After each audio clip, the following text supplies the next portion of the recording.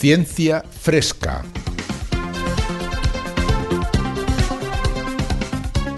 Un espacio de cienciaes.com para comentar las noticias de ciencia más interesantes de la semana. Con Jorge Laborda Fernández y Ángel Rodríguez Lozano.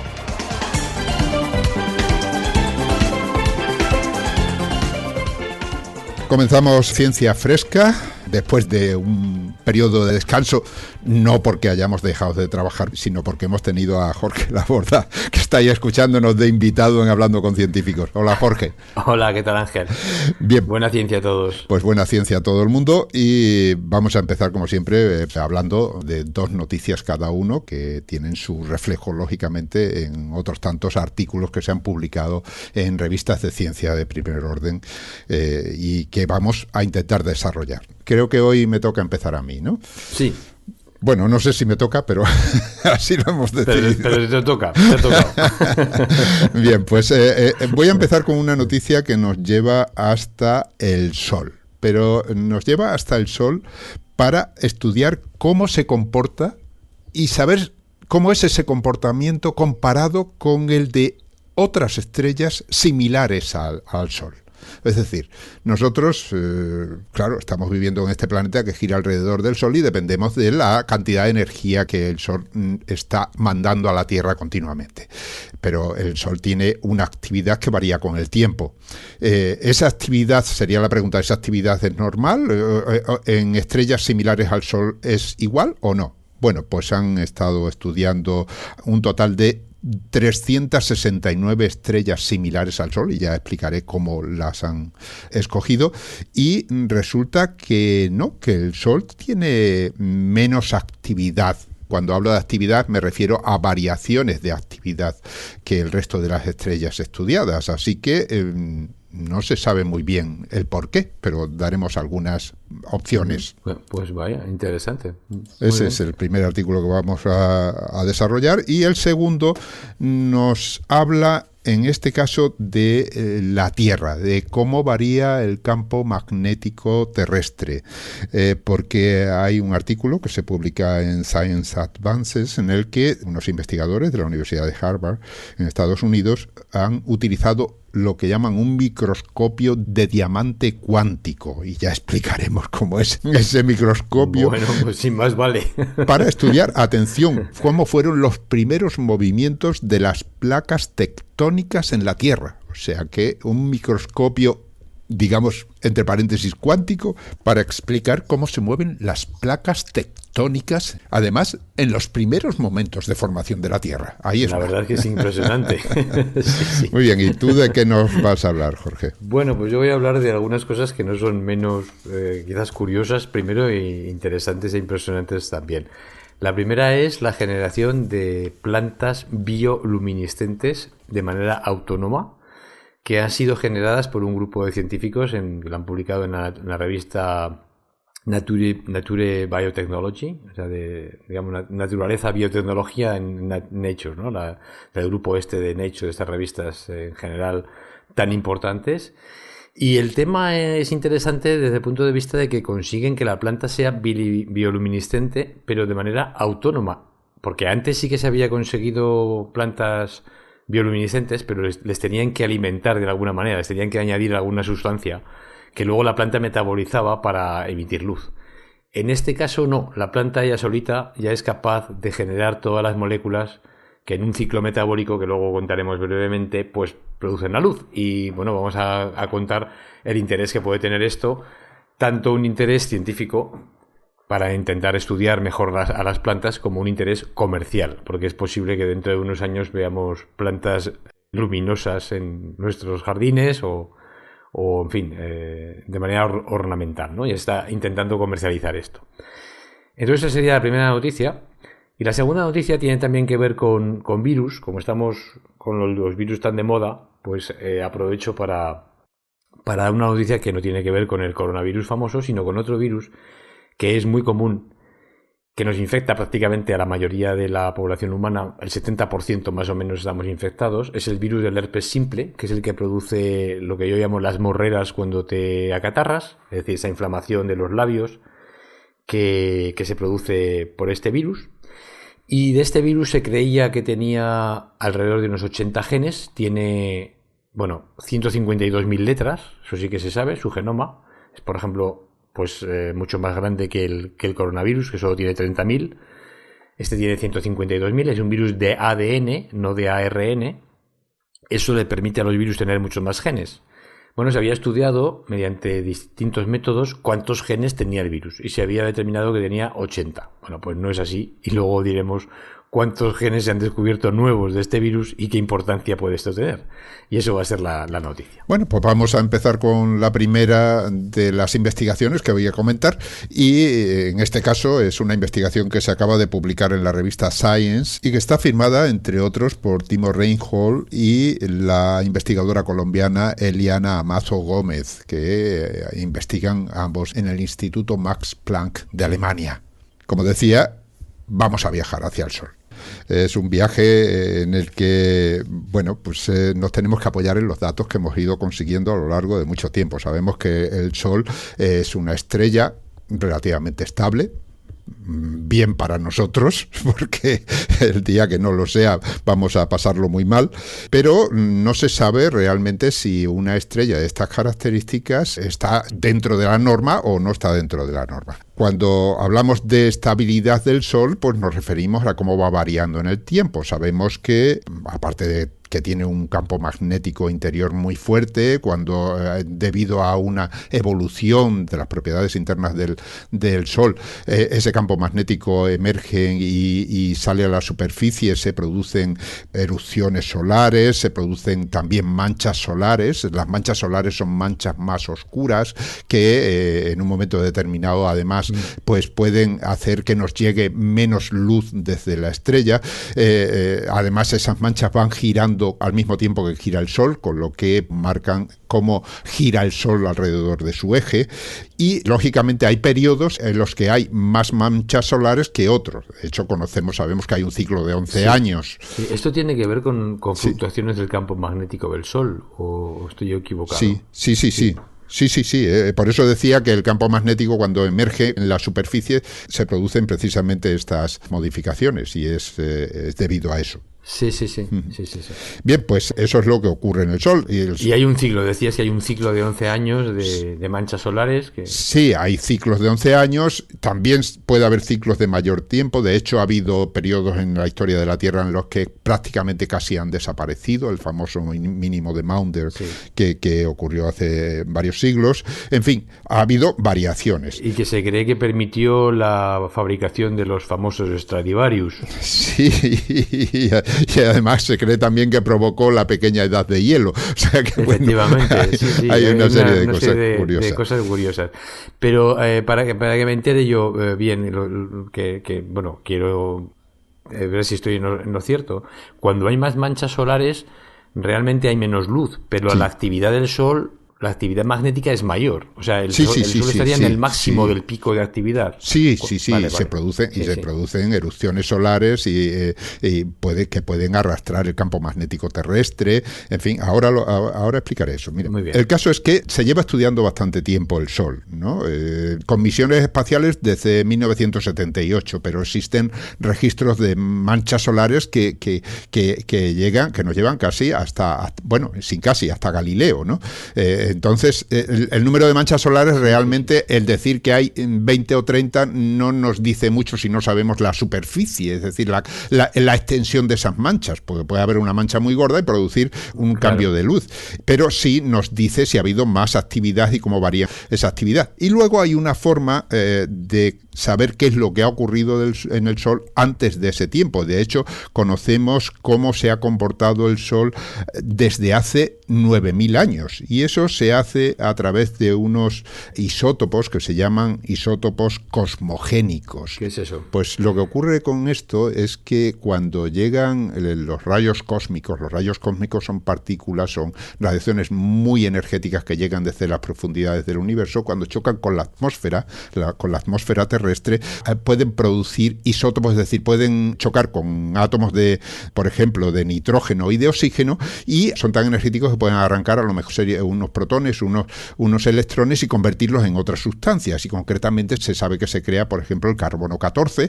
que se utiliza para datar sustancias orgánicas antiguas, ¿no? El berilio 10 son dos sustancias que se crean en la parte alta de la atmósfera, y esas sustancias luego caen a tierra, quedan almacenadas y nos permiten analizar cómo ha ido pasando el tiempo también en las distintas capas y sedimentos terrestres.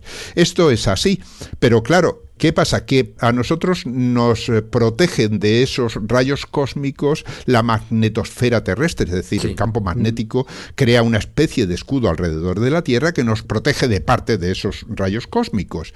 Y esa magnetosfera terrestre puede ser empujada por la radiación solar cuando se produce una tormenta solar, que es una eyección de viento solar a grandes velocidades y se produce una perturbación en la magnetosfera, puede empujar esa magnetosfera y nos puede dejar un poco desprotegidos. Y en ese momento los rayos cósmicos crean más carbono 14 y más berilio 10, porque han podido atravesar barreras que antes no podían atravesar. Y por lo tanto, eso queda reflejado en la Tierra, y han estudiado cuánto de ese carbono y cuánto de ese berilio hay almacenado en distintas capas terrestres, y gracias a eso hubo un artículo muy interesante que tiene ya varios años, en el que determinaron cómo ha sido el comportamiento o las variaciones de la energía que ha ido desprendiendo el Sol a lo largo de los últimos 9.000 años. Sí, Fíjate cómo van hilando las cosas, muy interesante, ¿no? Bien, eso es en el Sol, pero lo vamos a comparar con estrellas muy lejanas, estrellas que no podemos observar con satélites espaciales ni nada parecido, sino simplemente podemos extraer de ellas la luz que nos llega, y a raíz de la luz que nos llega podemos extraer alguna información sobre ellas. Bueno, pues hay un satélite que lo hemos mencionado, había, porque ya no está en funcionamiento, el satélite Kepler, que durante varios años estuvo analizando una pequeña porción del cielo y para buscar planetas extrasolares. La búsqueda de planetas extrasolares se hacía por el método del tránsito, es decir, del eclipse. Cuando un planeta pasa por delante de la estrella, nosotros no lo vemos, pero la luz de la estrella disminuye en intensidad en función de la sombra que ha hecho ese planeta al pasar. Por lo tanto, esa disminución de la intensidad nos permite determinar que ha pasado por delante un objeto, y que si ese paso se repite, pongamos dentro de 5 meses o dentro de 5 años, y logramos o 5 días. detectar varios periodos, podemos sacar la información del planeta. Pero también puede ocurrir que en esa estrella, lo mismo que en el Sol existen las manchas solares, en esa estrella o en cualquiera de las estrellas que observemos se deben producir cosas semejantes, es decir, manchas que podemos llamar estelares, que oscurecen a su paso, cuando la estrella está girando, oscurecen un poquito la estrella. La luz de la estrella. La luz que nos llega es un poquito menos brillante. Además, lo mismo que ocurría con el Sol, esas manchas estelares van girando al mismo tiempo que gira la estrella y nos informan del periodo de rotación de la estrella. El periodo de rotación, ¿no? Las manchas van... Eso es, el periodo de rotación de la estrella, que por cierto, hubo un tiempo en el que cuando se investigaban estas cosas se confundían esas manchas solares con planetas también extrasolares que giraban muy cerca de la estrella, pero en fin, eso son cosas que se han ido corrigiendo con el tiempo. Bien, pues eso permitía con Kepler determinar no solo si había planetas extrasolares, sino también las variaciones de la luz de la estrella debido a esas formaciones en la superficie que eran manchas solares y demás. Y, por lo tanto, medir las variaciones de actividad de la estrella. Bien, pues lo que hicieron estos investigadores que pertenecen al Instituto Max Planck de Alemania, lo que han hecho es utilizar un catálogo del Kepler que tenía en total 34.030 estrellas cuyo periodo de rotación se había podido determinar, y luego han utilizado otras 99.000 estrellas de las cuales no se había podido detectar el periodo de rotación porque están tan lejos que no se podían detectar esas pequeñísimas variaciones de luz que se producen pues imagino tanto cuando pasa un planeta pequeño como cuando ocurre una mancha solar, ¿no? De esas estrellas lo que han hecho los investigadores es escoger aquellas que más se parecen al Sol. Para eso han elegido pues aquellas que tienen una temperatura superficial parecida. La temperatura se puede medir en función de esa luz que se analiza de ellas, porque ya sabemos que dependiendo de la temperatura de un objeto se emite más azul, más rojo. Sí, cambia el color de la estrella. Pues sí, cambia el color de la estrella. Bueno, pues han elegido un rango entre 5.500 y 6.000 grados Kelvin, comparado con el Sol, que tiene una media de 5.780 grados Kelvin, o sea que está ahí, ¿no? También han analizado la gravedad y han escogido, pues en función de la estrella que tenga una gravedad similar a la del Sol, han analizado el periodo de rotación entre 20 y 30 días, el Sol concretamente tiene 24,47 días de rotación, en fin, han ido escogiendo las estrellas de manera que se pueda decir que en cuanto a volumen, en cuanto a gravedad, en cuanto a emisión de energía, en cuanto a edad, también, porque las estrellas van evolucionando y en función de su edad van emitiendo más o menos energía. Sí. Y los astrónomos han aprendido a determinar la edad de las estrellas estudiando la luz que emiten en función de la distancia en la que se encuentran y por lo tanto, pues también de todo ese volumen enorme de estrellas que se conoce el periodo, que se conocen los otros datos, también han podido escoger aquellas que tienen una edad entre los 4.000 y 5.000 millones de años, es decir, alrededor de la edad que tiene el Sol, que se sabe que son 4.570 millones de años. Con todos estos datos, lo que han hecho ha sido escoger entonces entre ese catálogo que decía que tiene 34.030 estrellas de las que se conocen todos esos parámetros, aquellas que más se parecen al Sol. Y en total, de todas ellas, se han quedado para estudiar con 369. Claro. Asimismo, han aplicado los parámetros que han podido en este caso, porque las estrellas de las que no se conoce el periodo, simplemente, pues, como hemos dicho, porque a lo mejor están muy lejos, porque no se permiten mediciones más ajustadas de lo que sucede, pero sí tienen características semejantes a las del Sol y que de un catálogo de un total de 99.000 estrellas, los investigadores se han quedado con 2.529 que son semejantes al Sol con esas restricciones. Además, han hecho una cosa más, y es que como los datos se han ido recogiendo por observaciones a lo largo del tiempo, por el Kepler, y esas observaciones se han recogido a lo largo de 4 años, han estudiado los segmentos de las distintas observaciones que se han ido haciendo este tiempo de a lo mejor las mismas estrellas, y con eso han hecho un estudio estadístico de cómo se comportarían las estrellas en general a lo largo de un periodo de 140 años. No me preguntéis cómo han hecho esto, porque la verdad es que no lo sé. Pues no te lo pregunto. Pero imagino que son métodos estadísticos que utilizan ellos. Claro, 140 años es un periodo corto comparado con esos 9.000 años que sí sabemos cómo se comporta el Sol, ¿no? Claro. Bien, claro. ¿Y qué han descubierto? Pues cuando se compara con esas estrellas de las que no se conoce el periodo, porque están muy lejos y por lo tanto las variaciones que se pueden detectar, digamos, son a grosso modo. Hay que tener en cuenta también que si el Kepler observara el Sol desde una distancia equivalente a la que observamos esas estrellas, tampoco observaría ninguna periodicidad en el Sol, porque sería incapaz, el Sol estaría también muy lejos, por lo tanto se encuentra en las mismas condiciones que esas estrellas vistas desde ellas. Bien, pues cuando se comparan con estas estrellas parece ser que el Sol muestra una variabilidad en sus emisiones de energía más o menos típica, está dentro de la media de esas estrellas. Pero el asunto cambia cuando se compara con las estrellas cuyo periodo sí conocemos, esas 369 estrellas que se han podido comparar de una forma más cercana a cómo se comporta el Sol. Pues lo que han descubierto es que la mayoría de aquellas estrellas que tienen periodos de rotación muy bien determinados son más variables, es decir, tienen variaciones de energía más grandes en general que las del Sol. Hay algunas que no, que se comportan más o menos como él, pero la mayoría tienen una variación mayor. ¿Qué significa esa variación mayor? Significa que las erupciones estelares, que son equivalentes a las erupciones solares de aquí, pueden ser varios órdenes de magnitud más alta que las detectadas en el Sol. Y recordemos que una erupción solar lo que hace es desprender una cantidad enorme de energía que parte del Sol, que lanza partículas a alta velocidad y que va recorriendo el sistema solar, y que en el caso de encontrarse a la Tierra en medio puede producir problemas que, dependiendo de la cantidad de energía, pueden ser más o menos graves. Se han producido erupciones solares que han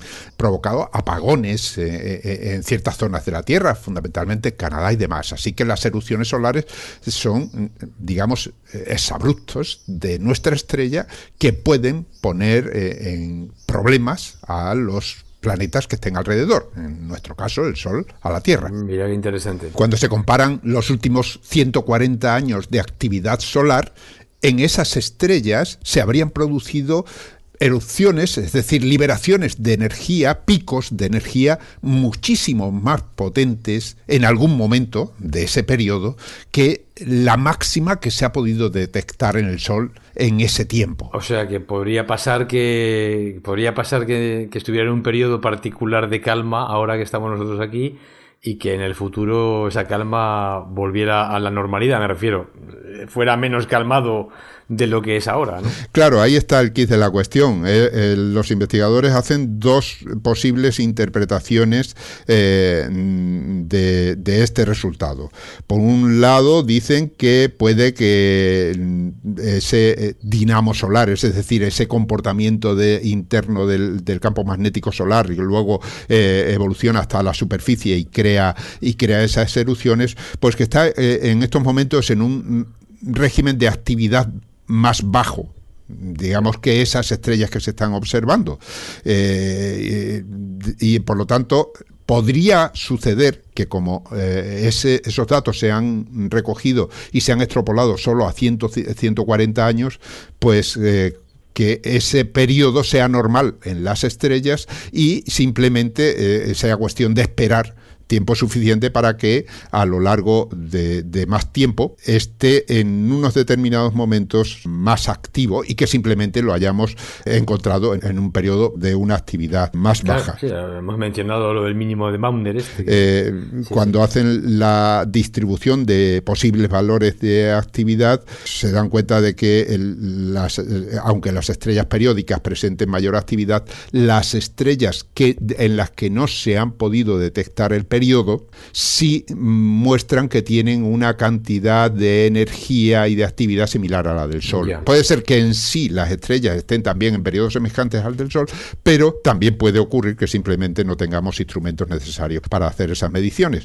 Pero en fin, por lo pronto sí sabemos que en un momento determinado, si el Sol se comporta como esas estrellas, pasará tarde o temprano por esos momentos de mayor actividad. Claro, aunque dicho sea de paso, para nuestra tranquilidad, lo que se ha comprobado es que en el periodo ese de 9.000 años que se ha podido detectar la actividad solar gracias a esos isótopos cosmogénicos, tampoco es que se haya detectado un periodo de actividad solar excesiva. Pero claro, el periodo puede ser mayor y el Sol podría alternar épocas de más baja y más alta actividad simplemente con una frecuencia mayor a 9.000 años. Al fin y al cabo, 9.000 años es muy poco tiempo para la vida de una estrella.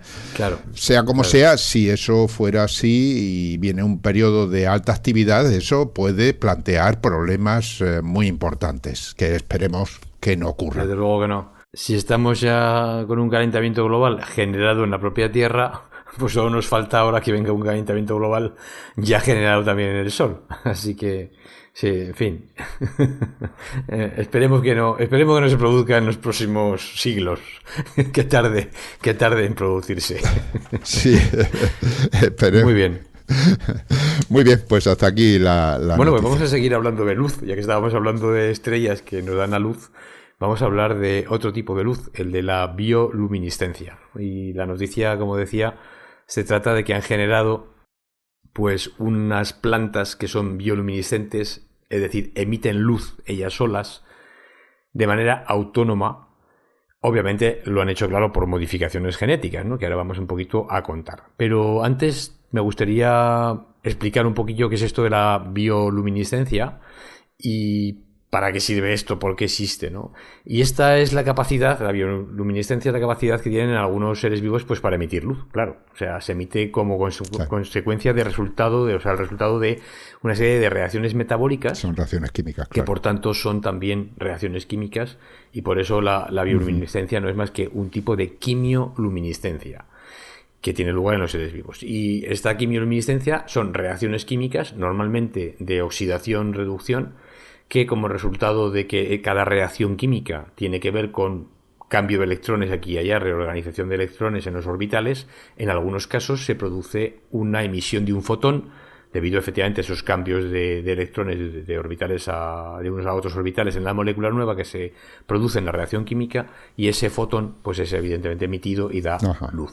Y eso se produce además en todo tipo de animales, plantas y demás. O sea, sí, bueno, el más conocido es... Las plantas no se conoce, pero sí que se conocen animales. Por ejemplo, la famosa luciérnaga, que tiene una enzima que se llama, tiene un nombre curioso porque se llama la luciferasa. Obviamente viene de Lucifer, que se ve que da da un color, en fin, da un brillo por la noche, ¿no? Da fuego por la noche. Y hay una sustancia que es muy importante para que estos animales emitan luz, que es la luciferina, también se llama así. Y la luciferasa con la luciferina es lo que produce la luz. En algunos otros casos hay animales que tienen bacterias que son bioluminiscentes y que son ellas las que producen la luz. Y están en simbiosis con esos animales. Bueno, y no sé, les servirán pues para varias cosas, ¿no? Esa es otra de las cosas importantes de la bioluminiscencia, que cumple varias funciones. Incluso, ya digo, algunas tan importantes que hay animales que mantienen órganos con bacterias dentro, que son las que producen la luz. Bueno, y también hay plantas, lo único que pasa es que son plantas artificiales, o sea, la han modificado artificialmente. Sí, bueno, efectivamente, ahora lo cuento, efectivamente ha habido modificaciones de plantas anteriores a la que estoy contando, pero que no producían bioluminiscencia de manera autónoma, ¿no? Pero bueno, en cualquier caso, lo que decía, la bioluminiscencia sirve, pues por ejemplo, incluso de camuflaje, para en fin, mezclarse en el medio, atracción del sexo opuesto, defensa frente a potenciales predadores o despistarlos, comunicación con otros miembros de la especie, por ejemplo, de la misma especie. O sea que hay una serie de funciones de la bioluminiscencia que explican por qué, obviamente, a lo largo de la evolución, pues ha habido algunos animales o algunos organismos que la han adquirido. Las plantas no parece que la hayan adquirido, pero sí que la han adquirido los hongos, las setas, que hay algunos que son bioluminiscentes. Y bueno, obviamente la generación de plantas bioluminiscentes, pues yo no sé si empezó antes de la película Avatar o después de la película Avatar. No lo tengo claro. Pero bueno, ha habido una serie de intentos de generar esas plantas porque la bioluminiscencia puede servir, primero, obviamente, para hacer plantas ornamentales que la gente, pues, evidentemente, pues querrá comprar, y habrá una actividad comercial ligada a esas plantas que, evidentemente, serán transgénicas, claro, porque ya digo que de manera natural no se produce. Pero también puede servir como un sensor metabólico de la planta que puede emitir más o menos luz, o en determinadas zonas de la planta emitir más o menos luz, dependiendo de su estado metabólico, de su estado de salud. Y eso nos puede permitir averiguar, por ejemplo, pues si alguna determinada planta está con una plaga o le falta un determinado nutriente, metal, en fin, mineral, algo que nos puede indicar, pues eso, si las plantas ya no transgénicas de su misma especie están creciendo en buenas condiciones. Es decir, yo hago una planta que me sirve como de chivato, ¿no? Sí. De la salud de las de la misma especie, mediante la emisión de luz, ¿no? Entonces, por esto no se había podido conseguir que fueran las plantas de manera autónoma, fueran capaces de emitir luz. Y lo que ha sucedido, ¿qué es lo que se ha conseguido?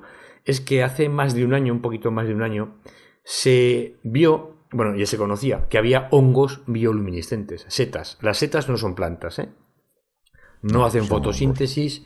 Exacto, son hongos, viven de la degradación de nutrientes que tienen que captar, Y son casi, desde el punto de vista de la nutrición, más animales que plantas, porque necesitan nutrientes externos. Las plantas se lo pueden generar ellos o ellas con la fotosíntesis, ¿no? Bueno, algunas de las setas bioluminiscentes, pues se ha estudiado todo el proceso metabólico que genera esta bioluminiscencia en esas setas y se ha visto que no tiene que ver o es diferente de la bioluminiscencia que se genera, por ejemplo, en las luciérnagas o que se genera por las bacterias, y que era más parecido o que utilizaba sustancias parecidas a las que las plantas utilizan para otros procesos metabólicos o para procesos metabólicos que son importantes para ellas. Por ejemplo, para la generación de lignina. La lignina es un polímero que está formado por una serie de moléculas unidas entre sí, que es lo que genera la madera. Sí, es la que proporciona el esqueleto, ¿no? Exacto, y forma la pared celular de las plantas en general, ¿no? Las células están protegidas por esta lignina. Y bueno, vieron que estos genes, las enzimas que estaban formando parte de este proceso en las setas, podían por tanto encajar mejor en las plantas, porque eso era un proceso, o sea, un problema que habían tenido antes a la hora de generar plantas bioluminiscentes. Y es que como los genes venían de las bacterias, primero no funcionaban muy bien en las plantas, porque cada especie tiene, digamos, sus preferencias de cómo funcionan sus genes, su incluso sesgo en el código genético, de lo que hablamos hablando con científicos, o hablaremos cuando esto se publique. Bueno, pues lo mismo sucede con las distintas especies y claro, la maquinaria de las bacterias no funcionaba bien en las plantas. Pero los investigadores pensaron, bueno, pues ya que hemos visto que la manera en que las setas, que son bioluminiscentes, generan esta bioluminiscencia, tiene moléculas o utiliza moléculas que las plantas también utilizan y que también gestionan con enzimas que no, en este caso no producen compuestos que dan luz, pero sí que son enzimas que las modifican, que las gestionan, como digo, pues vamos a intentar hacer plantas transgénicas con este sistema que está en las setas, introducírselo en el genoma de las plantas y ver si podemos generar esta bioluminiscencia. Y esto es lo que hacen. Lo hacen con la planta del tabaco, que es una planta que crece muy deprisa y que es fácil de manipular genéticamente, que ya se tiene experiencia en el laboratorio de cómo hacerlo. Y lo que hacen es, bueno, utilizan una serie de enzimas de las setas que modifican una molécula que se llama el ácido cafeico, que no tiene nada que ver con la cafeína. Se llama cafeico, pero no tiene que ver con la cafeína ni con el café. Y que es, digamos, el monómero, o sea, la molécula fundamental que forma la lignina. Modificaciones de esta molécula, unidas muchas con otras, forma la lignina. Es curioso porque tiene una parte de la molécula es parecida a la acrilamida, bueno, al ácido acrílico, que tiene que ver con la acrilamida que utilizamos en las fibras textiles. Nosotros como polímeros, la poliacrilamida, se utiliza en las fibras textiles, ¿no? Bueno, pues esta molécula del ácido cafeico tiene también esta manera de formar polímeros, de formar moléculas que se unen unas con otras y forman grandes líneas, grandes fibras, ¿vale? Bueno, en el caso de la bioluminiscencia no hace falta esta polimerización, que se formen los polímeros, pero lo que sí que la molécula se emplea para participar en unas reacciones, un ciclo de 4 reacciones de oxidación-reducción, que hace que el ácido cafeico se convierta en una molécula precursora que luego es oxidada por otra enzima. En esta oxidación se emite luz y el producto de esta oxidación es luego vuelto a convertir a ácido cafeico, con lo cual tenemos de nuevo el precursor que hace falta para generar luz. Es decir, entramos en un ciclo de modificación molecular que empieza en el ácido cafeico y acaba en el ácido cafeico, y en esas transformaciones químicas se emite luz. ¿De acuerdo? Es un poco cómo funciona esto. Bueno, han medido hasta cuánta luz emiten las plantas, más o menos cuántos fotones por minuto, y dicen que están emitiendo alrededor de 1.000 millones de fotones por minuto. A ver, esto puede ser una cifra que a alguno le diga algo, a mí no me decía nada, y yo he intentado ver cuánto, por ahí por internet he intentado documentar, y he conseguido, si no me equivoco, el dato de que una bombilla de 100 vatios, que emite bastante luz, produce alrededor de 20.000 trillones de fotones por minuto. Es decir, las plantas se ven, vale. pero se ven cuando apagas la luz. Exacto, se ven de noche cuando apagas la luz y realmente cuando se te ha adaptado la vista a la planta. Pero bueno, se puede ver. Y además han visto cosas muy curiosas. Que, por ejemplo, las plantas que emiten esta luz reaccionan a cambios en el entorno que les pueden modificar su estado de salud o les afectan de alguna manera. Por ejemplo, si ponen a una de estas plantas, le ponen en el suelo o cerca de ellas una piel de plátano maduro, la piel parece que emite etileno, sí, y eso es detectado por las plantas bioluminiscentes y cambian su patrón de luz. Emiten más luz en donde está más cerca la piel de banana que en donde está más lejos. O sea, qué lo curioso. que detectan las plantas, algo les permite cambiar su metabolismo. Esto no se ve obviamente en una planta normal, pero el hecho de que se haya integrado todo este metabolismo particular para generar luz, se ha integrado con el metabolismo general de toda la planta, pues claro, en cuanto el metabolismo general de la planta cambia, pues este metabolismo bioluminiscente también cambia. Y nos indica, por esta emisión de luz, que puede variar, pues que ha cambiado algo en la planta. Ya. O sea, que se puede utilizar como detector de ciertos gases y demás. Claro, se puede utilizar como detector. Sí, se puede, porque la misma planta te está ahora mismo emitiendo una información, gracias a este cambio de luz, que antes no te la contaba. Es decir, sucedía obviamente en el interior, pero tú no podías verla directamente por esos cambios en la luz. De hecho, los investigadores también describen que ven como oleadas de luz que pueden pasar en las plantas. O sea, según cómo la planta, pues no sé, detecte algo o tenga más acceso a más humedad o menos humedad, por una parte que por otra. O sea, detectan el estado de ánimo. Exacto. De la planta. Exacto, detectan el estado de ánimo, se podría decir, de la planta. Vamos a llamarle el estado de ánimo molecular, ¿no? Y bueno, esto es lo que han visto. Y también ven que las partes jóvenes emiten más luz que las partes más maduras de la planta. Digamos que las que están creciendo y que necesitan generar, pues eso, más pared celular, las células se dividen, hay más actividad metabólica, pues brillan más. Las flores son también bastante luminosas. Curiosamente es una de las partes de la planta que más luz emite. Por tanto, bueno, pues también puede ser una cosa interesante. Bueno, ¿a dónde nos lleva todo esto?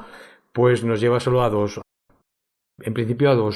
posibilidades, ¿no? Una, la que hemos dicho ya, utilizar esto como marcador de la salud de las plantas o ver que, por ejemplo, pues no sé, si hay una plaga, una enfermedad, un virus que ataca a la planta, que pueda haber ese cambio metabólico y tener una señal, digamos, temprana para intentar proteger pues otro tipo de plantas de la epidemia que pueda venir de virus o lo que sea. Es decir, pueda servirme de marcadores.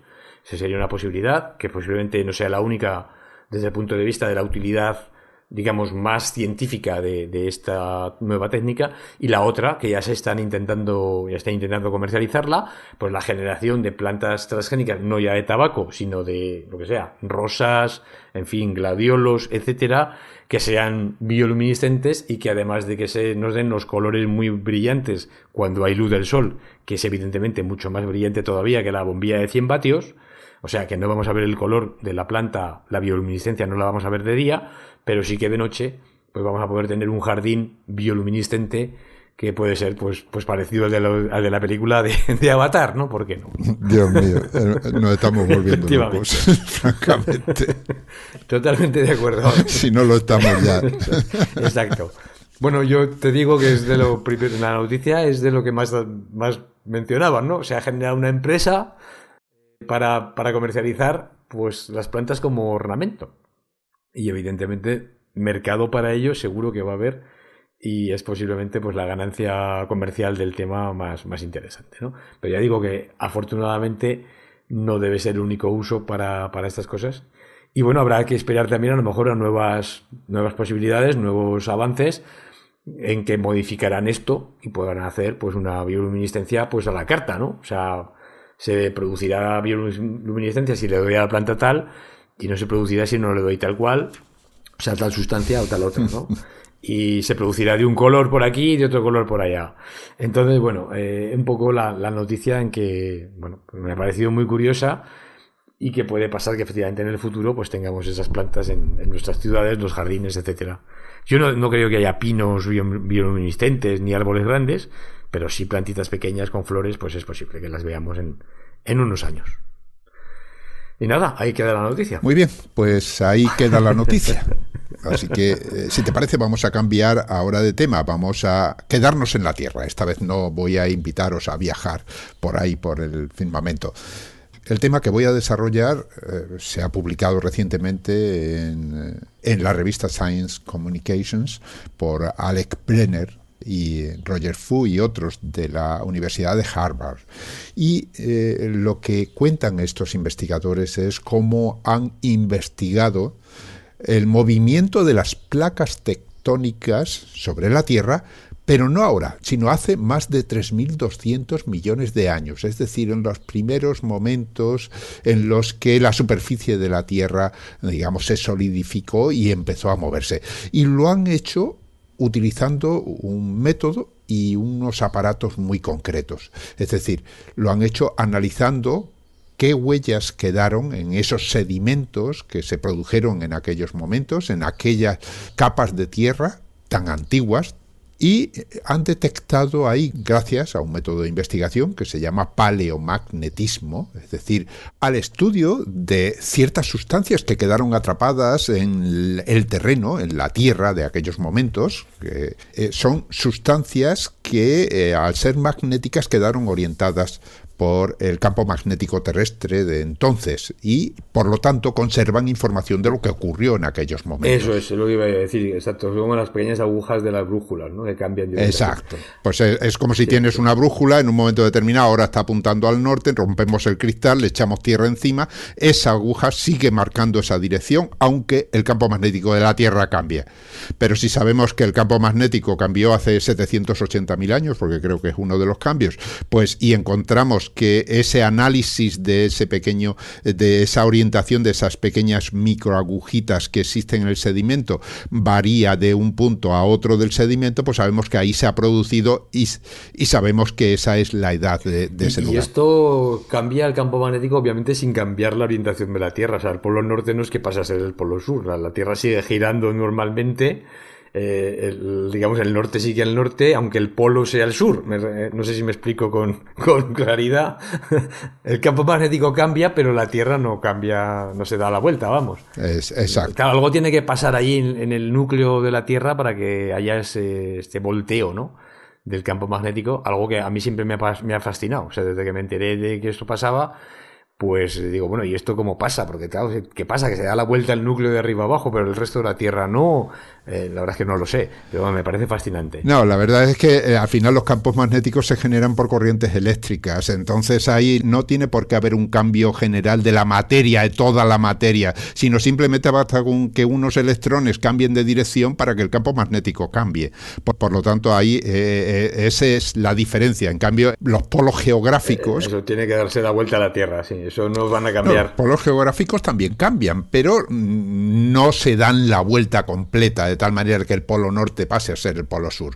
Lo que ocurre es que el eje de la Tierra, que es el eje que atraviesa los polos norte y sur geográfico, sufre una especie de cabeceo, como cuando tiramos un trompo y el trompo está girando y vemos que se inclina ligeramente y va describiendo su eje, un circulito en el cielo. Bueno, pues ese fenómeno que se llama de precesión es el que afecta a los polos geográficos, pero lógicamente siguen estando al norte y al sur. Sí, una pequeña movimiento de precesión, creo que Muy bien, llama. hasta ahí está claro. Sí. Ahora bien, estaba diciendo que se utiliza el paleomagnetismo para calcular o para determinar en qué momento cambió la dirección del eje magnético terrestre, no el geográfico. Pero los métodos que se han utilizado hasta ahora son unos métodos que permiten detectar ese magnetismo, pero en un gran volumen de sedimento, o por lo menos bastante sedimento para poderlo detectar. ¿Por qué? Porque ese campo magnético que tienen esas agujitas que decíamos microscópicas, pues es muy pequeño. Y lo que trae la noticia que quería comentar es cómo se ha encontrado una forma de detectar ese pequeño campo magnético que hay acumulado en los sedimentos o en las rocas, pero en cantidades ínfimas de material. Y para eso se utiliza un microscopio muy especial. Un microscopio que, como decía al principio, se llama microscopio de diamante cuántico, QDM. Es un aparato que lo que hace es utilizar, por supuesto, unas bobinas, la forma no la voy a describir, un láser y demás, y utiliza una propiedad que se produce en el interior de un diamante. El diamante ya sabemos que está compuesto por carbono organizado en una red muy estricta, es decir, los carbonos rodeados por otros carbonos. Sabemos que el carbono, cada uno tiene 4 enlaces, comparte 4 electrones con los carbonos de alrededor, y esa red en un momento determinado puede tener un defecto, ¿no? Pues si utilizamos un defecto que puede ser natural o provocado, metemos en lugar de un átomo de carbono, metemos uno de nitrógeno. El nitrógeno tiene 3 enlaces, no 4. Entonces, lo que se produce es una especie de hueco en el que el nitrógeno no solo sustituye a un carbono, sino que para reorganizarse sustituye a 2. Y ahí se forma un hueco donde se suelen acumular electrones. Electrones en unos estados cuánticos, y ahí es donde viene la palabra cuántica. Sabemos que un estado cuántico son estados distintos de energía de una partícula, ¿no? Entonces, ese estado cuántico puede cambiar en función, o es muy sensible a los cambios de un campo magnético alrededor. Es decir, hace falta un campo magnético muy pequeñito para que cambie ese estado cuántico. Ese estado cuántico se puede detectar gracias a haciendo incidir un láser y todas estas cosas. Y esto es básicamente en lo que se basa este microscopio de diamante cuántico, que detecta cambios. Básicamente detecta cambios muy pequeñitos en campos magnéticos. Claro, y eso, ¿qué ha ocurrido? Pues que ha permitido analizar muestras muy pequeñas del tamaño, dice en el artículo, del cabello, de la anchura de un cabello humano. Es decir, son muestras muy pequeñitas donde unas pocas de esas agujas que decíamos que son equivalentes a las agujas de una brújula y que han quedado orientadas en un sentido determinado que marca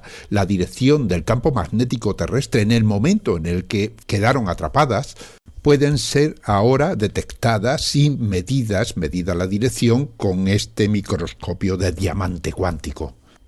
Bien, ¿y qué han hecho estos investigadores? Bueno, pues mientras que nosotros sabíamos que, por ejemplo, en rocas muy antiguas de la Tierra, de hasta 4.000 millones de años de antigüedad, que hay un lugar en Australia que se llama Jack Hills, donde se ha estudiado, pues eso, son las rocas más antiguas de la Tierra, ¿no? Se han hecho mediciones paleomagnéticas en esas rocas, pero no se podía medir con mucha precisión porque necesitabas bastante material. Eso se hacía sobre unas medidas en unas sustancias determinadas, se llaman circones. Pues ahora se puede escoger un trocito muy pequeño y, analizando no solo estas rocas, sino otras que existen también en Australia, en otro lugar que se llama Honeygate Basalt, de basalto, o sea, son rocas que se han producido cuando el magma que sale de los volcanes se solidifica y se forma el basalto. Bien, pues han analizado rocas de basalto que tienen 3.200 millones de años de antigüedad, es decir, tenemos en cuenta que la Tierra se calcula que tiene unos 4.500 millones de años, ¿no? O sea que al principio era un magma y entonces a partir de un determinado momento la superficie se empieza a solidificar y se crea la corteza y demás. Bueno, pues estas rocas son antiquísimas. Sí, y las primeras rocas son esas, ¿no? Las primeras rocas se crean en ese momento. Son esas. Claro, las rocas que se han conservado, claro, porque es que al principio cuando era un magma, pues se iban fundiendo de nuevo, ¿no? Entonces solo en muy determinados lugares de la Tierra se han conservado rocas de este calibre. Bueno, pues han estudiado la intensidad del campo magnético y las direcciones que hay capturadas ahí de ese campo magnético terrestre en un total de 235 muestras de rocas, y gracias a este estudio han podido determinar la dirección y cómo ha ido cambiando la dirección a lo largo del tiempo. Cuando han comparado este estudio que han obtenido con estas rocas con los otros estudios obtenidos que hablaban también de la dirección del campo terrestre, entonces lo que han podido es determinar cómo se ha ido moviendo esas rocas, cómo se han ido moviendo a medida que se movían las placas tectónicas sobre la Tierra. Es decir, sabemos que la superficie terrestre está creada con una especie de islas, que son los continentes y bueno, y parte de los fondos marinos, que se van moviendo unas con otras y en unos casos van chocando unas con otras y se forman montañas, en otros casos se produce una subducción, es decir, se produce una, se mete por debajo de la otra, es decir, dependiendo del lugar, esas placas se van moviendo como un puzzle cuando lo ponemos sobre el agua y las piezas se montan una sobre otra. Bien, pues han podido con este estudio determinar cómo se fue moviendo en ese momento la corteza terrestre y a lo largo de 150 millones de años. Y han determinado que el movimiento que tenían esas placas terrestres, y es el más antiguo detectado hasta ahora, era del orden de 2 centímetros por año. Es decir, un movimiento que es más o menos equivalente al movimiento que tienen las placas tectónicas en este momento. Uy. Es decir, ya para entonces, cuando se movían de una manera similar a otra. Poco a poco. No se movían más deprisa ni más despacio. Básicamente se formaron unas placas y se quedaron en una dinámica estacionaria, ¿no? Claro, y en ese momento, o sea que gracias a esas medidas, pequeñas medidas que se producen de muestras muy pequeñas, se ha podido detectar esto. No queda ahí la aplicación que tiene este microscopio de diamante cuántico. También se utiliza, por ejemplo, para analizar muestras de meteoritos. De hecho, es famoso.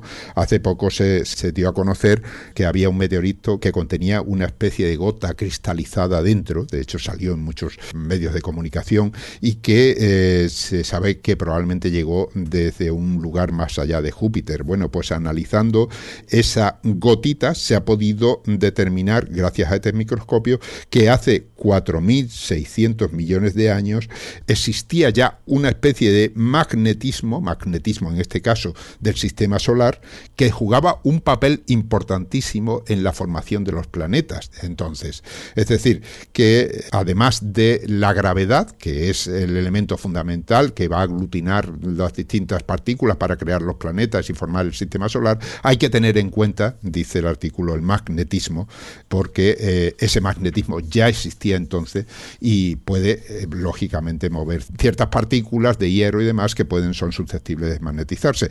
También se han utilizado para estudiar las estalactitas, el crecimiento de las estalactitas y estalagmitas. Ya sabemos que se van creando muy poquito a poco por filtraciones de agua en ciertas cuevas. Claro, que también puede cambiar el campo. Si va cambiando el campo magnético, también eso puede ir cambiando. Se puede quedar reflejado en... Así, y también se han analizado en rocas de Groenlandia de 3.700 millones de años de antigüedad. Ahí se han encontrado también otra señal de la existencia de un campo magnético terrestre. Así que, bueno, pues es un campo muy interesante que se abre. No, la verdad es que sí, este microscopio de diamante cuántico es toda una joya, ¿eh? No hay duda. No solo por el diamante. Sí. Muy interesante, no solo por el diamante. No, por todo lo que es capaz de detectar y de descubrir. Sí, es muy interesante. Sí. Muy bien, pues esta es la historia. Muy bien. Ahora ya pasamos a la segunda noticia tuya y cuarta del programa. Sí, ya pasamos a la última noticia, que como decía al principio tiene que ver con unos organismos que están últimamente de moda, desgraciadamente, que son los virus. Y me ha parecido curiosa porque no trata del coronavirus, pero sí que da una idea de lo complicado, o quizás, en fin, no sé si es complicado, pero bueno, que hace falta una investigación pues continuada y seria para descubrir cómo funcionan estos microorganismos que son los virus. Y es el caso de esta investigación que voy a relatar aquí, que trata de un estudio que se ha hecho con el virus del herpes simple, que como decía es el agente que causa el herpes labial. O sea, es lo que llamamos aquí, al menos en España, las morreras, porque te salen en el morro, sí, ¿verdad? Sí. Y que suelen salir cuando uno está constipado, acatarrado, que es una cosa muy interesante. ¿Y por qué me salen las morreras cuando estoy acatarrado, ¿no? Luego lo vamos a explicar. Bueno, el caso es que ese es un virus que no solamente causa esto, causa también algunas infecciones cutáneas generalizadas en algunas personas, o sea, enfermedades más graves. Neumonía puede causar, hepatitis, encefalitis. Se sabe cuál es el genoma de este virus, tiene unas 152.000 letras, o sea, 152.000 nucleótidos, y con esas letras se había identificado, se había estudiado cuántos, lo que se llama marcos de lectura abierta tiene. ¿Qué es esto de un marco de lectura? Pues bueno, las letras obviamente tienen información, y esa información se tiene que leer. ¿Quién la lee la información? Normalmente la lee, digamos, la célula, para generar un ARN mensajero a partir del ADN, se genera un ARN mensajero, que ese ARN mensajero se va a traducir a proteína. Y de los genes del virus se van a producir ARN mensajeros de algunas zonas, de esos 152.000, algunas van a ser las que van a producir ARN, que van a ser luego traducidos a proteínas. Esas son las zonas que se leen. Los marcos de lectura son la zona que se lee, es decir, la zona que va a ser traducida a proteína, que va a formar una proteína del virus, por ejemplo, sería una zona de lectura. Hay zonas del ADN que no se leen, o sea, que sirven para otro tipo de funciones, pero que no tienen la información de hacer la proteína, ¿de acuerdo? Ajá. O sea, que no tienen codificación de una fórmula de la proteína, sino que tienen otra función. Exacto. No tienen la codificación no tienen la codificación en los aminoácidos que van a formar las proteínas del virus. En este caso estamos hablando de un virus. Sí, que durante mucho tiempo, y lo hemos comentado algunas veces, se creyó que en el caso del genoma humano, esa parte que no codificaba proteínas era basura, ¿no? Era el ADN basura. Sí, el ADN basura. Pero de basura nada, aquí no sobra nada. En absoluto. Exacto. Y todavía queda mucho por estudiar de ese ADN que no es efectivamente el que está en los cuadros de lectura, ¿no? Que forma parte de los genes. Es un poco como la energía oscura del universo, pues es una especie como de información oscura del genoma. Yeah. Todavía tenemos que investigar mucho en O sea ello. que en este caso es un virus y el virus dices que es de ARN, ¿no? No, el virus es de ADN. Es de ADN. Sí, es de Ah, ADN, vale, es decir, tiene también, en o el sea, núcleo... y también tiene su parte que no codifica. Exacto, proteínas. y tiene su parte que no codifica, que puede tener que ver con cómo se va en fin, el virus o el ADN se va a producir el ARN, cómo se regula todo este genoma, en fin, una serie de otras zonas. Bueno, lo que habían estudiado hasta ahora era que estos 152.000 letras del virus contenían 80 marcos de lectura, o sea, 80 genes. 80. Básicamente 80 zonas que se iban a producir proteínas, y estas eran las que se habían estudiado, ¿no? Ajá. Bueno, este virus es un virus importante de estudiar porque alrededor del 70% de la población mundial está infectada, que es uno de los virus más comúnmente transmitidos, por ejemplo, por relaciones sexuales. Pero quiere decir que normalmente la gente es asintomática, ¿no?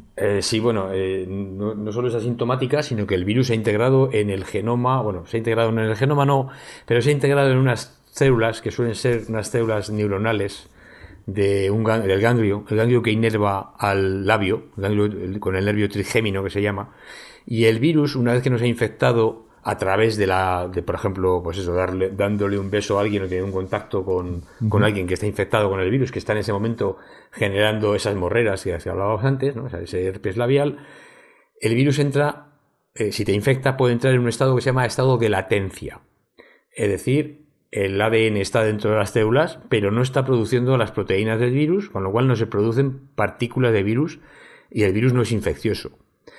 Cuando el virus detecta algo se produce, un cambio en el estado de tus defensas, un cambio en tu estado nutricional, mayor estrés, no se sabe muy bien, pero hay alguna señal, que las proteínas de la célula en donde el virus está cambian, de modo que ahora ese virus, ese ADN del virus, empieza a poder ser activo y a generar las proteínas del virus, ¿vale? Entonces el virus latente a través del nervio pasa a las células de la piel y ahí se empieza a reproducir y es donde nos genera esa inflamación, nos genera ese herpes labial, esa morrera, y ahí es donde va a ser infeccioso el virus. Ahí es donde entra en el estado que se llama lítico, ¿eh? Está el estado de latencia, ¿vale? Le llaman lisogénico, pero no está produciendo ninguna lisis celular, y luego el estado lítico donde mata a las células se mueren porque el virus está reproduciendo en ellas, y cuando se reproduce y hay muchos virus dentro, pues la célula muere y los virus salen al exterior a seguir infectando más virus, ¿no? Bueno, esto es lo que hace este virus, y hay otros virus de la familia herpes que durante los últimos años han sido estudiados para ver si sus cuadros de lectura, o sea, los genes que tienen, realmente coincidían o no con los que se habían identificado hasta la fecha. Y es que se han puesto en marcha hace ya unos años pues una serie de tecnologías que permiten el análisis de cuáles son estos genes por métodos muy sofisticados que hasta la época pues no se habían a lo mejor utilizado en estos virus, ¿no? Y utilizando esas técnicas, que ahora voy a contar una de ellas porque es muy interesante, pues hay varios científicos de varias universidades y centros de investigación alemanes que publican esto en Nature Communications, que descubren que el gen del virus del herpes simple, del simple 1, porque hay varios, hay el 1, el 2 y luego hay otra serie de familias de virus de herpes, pues no tiene 80 genes, no tiene 81 ni 82, no es que haya uno o dos que no hayan descubierto, ¿verdad? Y se nos han escapado uno o dos, no, se les han escapado 204 genes. O sea, no me digas. Exacto. No tiene 80, sino que tiene 284. Y tú dirás, bueno, ¿y esto cómo es posible? Sí, bueno, porque vamos, es que como todo sea así, no sé de qué me voy a fiar. Yo tampoco lo sé si todo es así, ¿no? Pero es que los virus, esto es así por varias razones. Los virus son realmente unos organismos muy, en fin, muy sutiles y muy, en fin, astutos, ¿no? Digamos, astutos desde el punto de vista molecular, y se esconden y utilizan cosas un poco raras que no son lo que las células normalmente utilizan, pues para regularse y para reproducirse. Y una de las cosas que se ha visto es que hay una serie de genes que están en el virus que no tienen la señal de comienzo normal que tienen todos los genes de las células eucariotas en general. Ajá. Y esos genes los genes me refiero a las proteínas que van a ser producidas por esos genes, empiezan siempre en 3 letras, que son la A, U, G. Cuando en el ADN hay 3 letras, no siempre que las hay, pero cuando hay 3 letras A, U, G, puede ser un sitio de iniciación de una proteína. A partir de ahí se va a empezar a leer la información y se va a producir una proteína. Bueno, pues lo que estos estudios han descubierto es que el virus utiliza zonas de inicio para la formación de proteínas que no son el AUG, que son otras letras distintas. Y que, claro, al ser otras letras distintas, no habían sido identificadas como zonas de inicio a partir de las cuales se iba a producir la proteína. Y hay muchas más zonas de estas ocultas en el genoma del virus que producen, como digo, hasta 284 genes que pueden ser utilizados para la producción de ARN y de proteínas. O sea, que tiene su propio lenguaje. Un poco sí. Entonces, para que se aprecie un poco la técnica, la tecnología que se está utilizando ahora, y la potencia que tiene esto, voy a contar un poco cómo lo han hecho, una de las técnicas que han empleado. Estos han empleado varias técnicas. Una es la secuenciación de ARN, de todo el ARN que se produce por las células infectadas por los virus, claro. O sea, tengo esta célula infectada, que ARN se está produciendo, secuencio todo, con varios tratamientos, trato con antibióticos para que el ARN se deje de producir en un momento dado, en fin, varias manipulaciones. Y secuencio todos los ARN que hay en la célula. Esa es una técnica. Y la otra... Sí, porque los ARN has dicho que son copias de la información que hay en esos genes, en el ADN. ¿no? O sea, entonces, por lo tanto, una cosa está conectada con la otra y detectando una se sabe la otra, ¿no? Pero lo que estoy sacando son los ARN, son la copia del ADN, pero que está funcionando. Es decir, de todo el ADN, no todo se copia en ARN. Al sacar la secuencia del ARN, estoy intentando ver qué zona del ADN sí que es la que se copia en ARN. Y ver, además, cuánto se copia de tal zona versus cuánto se copia de otra, que a lo mejor no todas se copian igual. Bueno, a lo mejor no todas se copian igual. ¿De acuerdo? Con lo cual, eso es lo que se ve. Otra técnica que emplean es lo que se llama el perfil ribosómico. Que esto es, pues, la caña, para mí. Me parece impresionante. Los ribosomas son las maquinarias, las proteínas, ¿no? Un conjunto de proteínas que cogen a la cadena de ARN una vez que se ha producido y se unen al principio de esta cadena y la van leyendo las letras. El ARN solo tiene una hebra y las letras, digamos, que están sueltas, están libres, para que el ribosoma las pueda leer, ¿no? Las va leyendo y va poniendo los aminoácidos que corresponden. Cada 3 letras se pone un aminoácido. Bueno, el ribosoma va avanzando por esa cadena de hebras, ¿verdad? O sea, esa cadena de letras. Y yo lo que puedo hacer ahora es pararlo. Puedo tratarlo con un antibiótico, puedo congelar a la célula, puedo hacer algo que detengo en un momento dado, en un instante, todo ese proceso de generación de proteínas. Lo paro. Es como si le hiciera una foto en ese momento a la célula en el momento en que la célula está produciendo las proteínas. Bueno, ya tengo entonces a los ribosomas parados. Puedo tener un ribosoma en un ARN, o 2 o 3 o 4 ribosomas que han entrado uno detrás de otro. Primero entra uno, empieza a leer. Antes de que haya acabado, empieza otro, empieza a leer. Antes de que haya acabado, empieza otro, empieza a leer. Es como si fueran varios trenes, ¿no? que van por la misma vía y que van en la vía antes de que lleguen a la estación. O sea, no han llegado a la estación, pero hay 3 o 4 trenes que están yendo, qué sé yo, de Madrid a Barcelona, ¿no? ¿Vale? Imagínate que los paro, ¿vale? En un momento determinado, parar donde estéis. Los trenes se paran en esa vía, en ese trayecto de Madrid a Barcelona, y ahora yo intento averiguar dónde se han quedado parados los trenes. Bueno, para averiguar dónde se han quedado parados los trenes, que es donde se han quedado parados los ribosomas, lo que hacen los investigadores es degradar, digerir todo el ARN que no es el que está unido al ribosoma, porque ese no lo digieren, o sea, hacen un tratamiento con enzima, y como el ribosoma está enganchado a una zona del ARN, esa zona está protegida por el ribosoma, no se puede degradar. Con lo cual, cuando yo trato a la célula, todos los trenes se han parado, y ahora quito las vías, ¿no? O sea, digamos, las quito, pero solamente puedo quitar las vías en donde no está el tren. El tren estando encima de la vía, pues ese trozo de vía no lo puedo eliminar. Ese trozo de vía tiene letras. O sea, ese trozo de vía son una serie de letras del ARN, que son las donde el tren está encima de esas letras. Y no las he podido eliminar. Ahora, lo que hago es averiguar cuáles son esas letras. Voy y secuencio las letras donde estaban encima los ribosomas en ese momento que yo he parado, ¿no? Y sabiendo eso, puedo saber dónde estaban los ribosomas que se han pegado nada más empezar y cuántos ribosomas había en las distintas zonas del ARN que vienen de un ADN concreto. Es decir, si hay 10 ribosomas que están copiando a la vez o están traduciendo a la vez un ARN, o solo hay uno, o hay 2, lo que sea. Puedo averiguar, por ejemplo, la velocidad a la que se produce la traducción de las proteínas de los distintos genes del virus, que dependerá de cuántos ribosomas haya en cada uno de esos ARNs. Si hay muchos ribosomas, quiere decir que se está copiando mucha proteína, y si hay pocos, que se está copiando poca. Bueno, de esta manera han identificado con toda esta información de la secuenciación del ARN, de todo esto técnica con ribosomas, identifican las secuencias, ¿verdad?, de los genes y cuántos genes hay. Porque yo ahora puedo saber, con los trocitos de los ARN que yo voy sacando de esta técnica, puedo ver que esos trocitos corresponden a letras del ADN. Claro. Y esos trocitos... Y además pueden pillar a esos que empezaban por letras que no... Exacto. Que no se sabía. Exacto, y pueden pillar... Exactamente, y pueden pillar a esos que empezaban por letras que no se sabía. Exacto, eso es lo que han hecho. Con lo cual puedo saber qué trocitos de esos ARN corresponden a qué zonas del ADN, y entonces saber cuántos genes reales tiene el ADN, claro, del virus. Pues ya digo, 204 más que no se sabía.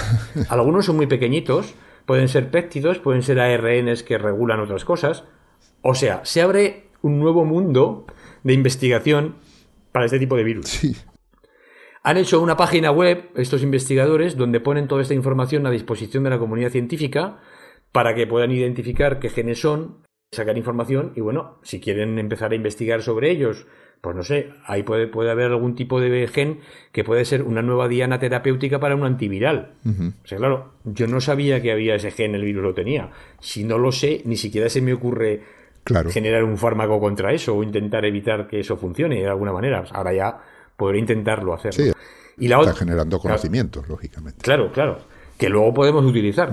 Y la otra, hombre, el otro mensaje de aviso a navegantes es que, claro, esto de coger la secuencia de un virus, pongamos uno que no tiene nada que ver con lo que está pasando ahora mismo, el coronavirus famoso, ¿no? Saco la secuencia del coronavirus y digo, pues estos son los genes. Estas son las secuencias que van a producir proteínas. O sea, hago un análisis informático en base a lo que sé de los genes para saber qué genes tiene el virus, pero sin ir realmente experimentalmente a ver cuáles son los genes que realmente funcionan, pues puede ser un problema. Perdiendo muchísima información. Exacto, claro. Exacto. Puede ser que esté equivocando completamente la diana sobre la que tengo que actuar. Es decir, que habría que hacer estas investigaciones que obviamente son sofisticadas, no son baratas y bueno, pues que en fin, como están las cosas, pues creo que habrá que hacerlas. A mí me parece muy interesante, desde luego, investigar, lo digo de verdad, 369 estrellas para ver si nuestro Sol es más o menos activo, pero hay un montón de virus aquí cerca que a lo mejor porque no hacen nada o porque no tienen un impacto importante en la salud, como por ejemplo los virus del catarro, que por cierto algunos son de la misma familia del coronavirus y no se sabe nada de ellos, se sabe muy poquito porque como no generan una enfermedad importante, pues se investiga poco. Bueno, pues Claro. a lo mejor investigando más sobre cosas simplemente de la naturaleza, como investigamos de las estrellas, de la energía negra del universo, vamos a investigar de nuestra naturaleza, no necesariamente para curar el cáncer o para curar, sino, oye, vamos a investigar lo que está pasando, a lo mejor sacamos información que puede venirnos muy bien. Claro, En el esa futuro. es la historia. Y ahí Muy lo bien, dejo. pues eso, conocimiento, primero conocimiento. Exacto. Muy bien, Efectivamente. pues muy interesante. Así que ahí quedan tus palabras. Lo mismo que lo que nos has contado tú. Bueno, pues aquí nos despedimos entonces. Ya hemos llegado al Sí. final del programa. Nos despedimos hasta un próximo Ciencia Fresca. Y nada, Muy bien. pues buena ciencia a todo el mundo. Buena ciencia a ti. Buena Jorge. ciencia a todos, sí. Y nada, continuamos con los ánimos que hace Para falta para intentar seguir adelante con todo esto, y yo creo que ya se empieza a vislumbrar algo de luz al final del túnel, que suele decir. Yo antes la vislumbraba, pero solo con un gran telescopio, ¿no? O sea, vislumbraba la luz al final del túnel. Ahora ya se empieza a ver casi sin el telescopio. De todas formas, Bueno, hemos aprendido mucho y hay que tener cautela y sobre todo Sí, sí. cuidarse. Hay que cuidarse, que eso es importante. desde luego que sí. Lo más importante. Muy bien. Muy bien, pues nada. Estupendo. Buena ciencia y un abrazo a todos. Pues hasta el próximo programa. Un abrazo para ti, Ángel.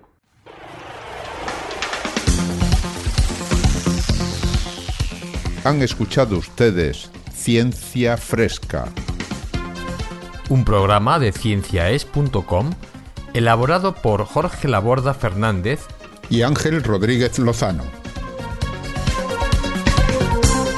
Cienciaes.com. Ciencia para escuchar.